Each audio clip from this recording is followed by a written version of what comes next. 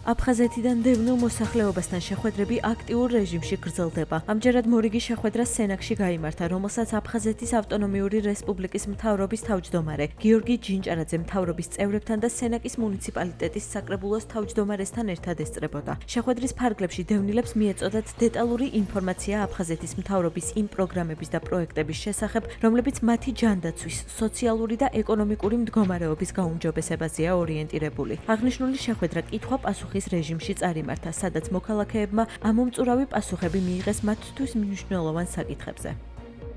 ჩვენ ვაგრძელებთ უწყვეტ კომუნიკაციას ჩვენ დევნილ მოსახლეობასთან. დღეს სენაკში გვქონდა გაფართოებული შეხვედრა, სადაც წარმოვადგინეთ ყველა ის მიმდინარე პროგრამები და დაგეგმილი პროგრამები, რომელსაც აფხაზეთის მთავრობა ახორციელებს ჩვენი დევნილი მოსახლეობის მხარდასაჭერად. დისკუსიის ფორმატში განვიხილეთ ყველა ის მიმდინარე პროგრამები, რომელიც დაკავშირებულია სოციალური ეკონომიკური პირობების გასაუმჯობესებლად ჩვენი დევნილების კუთხით და ყველა ის მნიშვნელოვანი ინიციატივა მოვისმინეთ, რასაც შემდგომში აუცილებლად აფხაზეთის მთავრობა გაითვალისწინებს. მსგავსი ტიპის შეხვედრები ძალიან მნიშვნელოვანია ჩვენი დევნილი მოსახლეობისთვის.